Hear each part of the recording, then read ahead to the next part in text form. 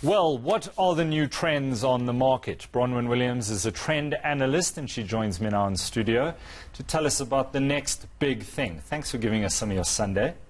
Thank you so much. Before you tell us about the new next best thing, 2019, according to Flux Trends, technology, urban air mobility, retail, morality, marketing, and natural world, the war on plastics. I think everybody knows about that one.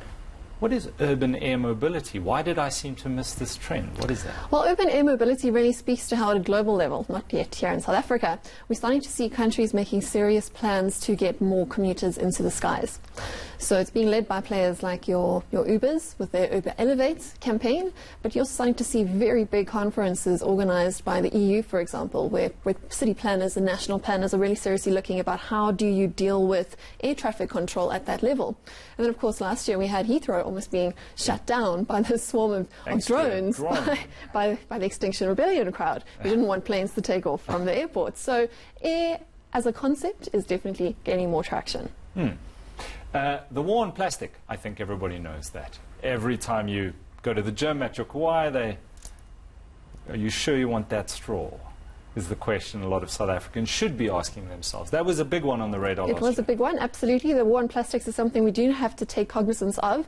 We're already talking about that could be even by this year we could have more plastic in the sea than fish. I mean, it's very hard to measure these things, but when you get to those sort of points, we know that we're really not only messing up the planet, but also our own bodies. They've done tests on children across the world in places like Europe and America, and they found that almost all children they test already have microplastics in their body systems. So there's definitely things we have to address, but they are being addressed. So that's definitely the positive news. Maybe you've been served a piece of pasta instead of a piece of plastic in your drink lately. It's all for a good cause. I think Rwanda is the first country in Africa to go plastic-free in terms of their retail shops. I think. I speak under the correction, but 2020, what does it hold for us? You're speaking to the least trendiest person in the world, so please help us out. Well, if we want to carry on the conversation of what's going on with climate change and with the environment, that's definitely continues to be a huge conversation for the year ahead.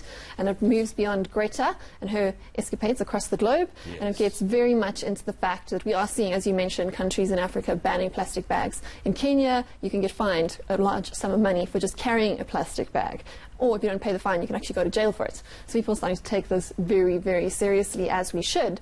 But that also moves on, if we want to take the conversation in a slightly different route, to what's going on with consumers. So up until very recently, we all knew about the crazy 80s and 90s, where it was all about conspicuous consumption, everyone trying to flash the new cash that they've got in their pockets. And South Africa was no exception, because obviously we got a whole lot of newly wealthy people after the end of apartheid, and consumption became something of a national hobby. However, what we're starting to slowly start to see now is that conspicuous consumption is going out of vogue and being replaced by recycling and renting models of ownership. So we can look at that from a macro scale, coming back to Uber again, and the fact that you don't necessarily need to own a car in order to own mobility. You don't even need to own a handbag in order to get all the smiles and stares on your selfies. You can actually rent it from a service such as Rent the Runway, for example. So those are just early examples of how we're shifting from ownership into the rentier economy on that side. And then we can also take it in a different direction and say in terms of recycling and how popular that is becoming. Many more fashion bloggers and your influencers and all those people that show us the good life are no longer showing us how much money they're spending on goods, but are rather showing us how they are repurposing things they already have. And that spins very nicely into the more macro trend coming up with the current youth generation, in that people are wanting to find ways to differentiate themselves. Yeah. And you can't really differentiate yourself or carve out a personal brand, something that is so important in today's hyper-connected world, if you are just purchasing the same consumer goods that everyone else is purchasing. Tell me, does a trend make it onto social media than we realize, or does something happen, somebody puts it on social media and it becomes a trend? Which way does it work around?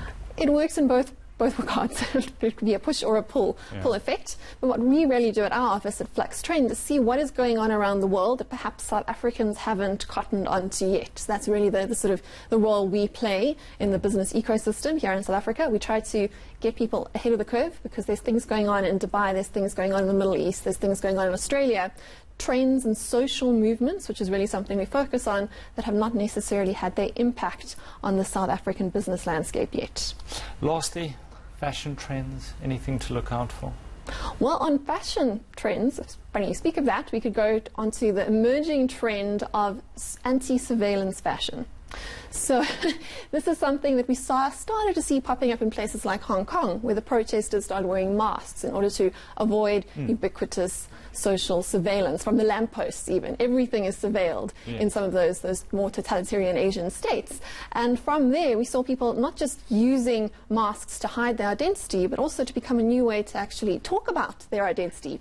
So we started seeing makeup trends that are designed to fool facial recognition systems. So having particularly bright blue or purple eyeshadow in a particular pattern can actually fool cameras.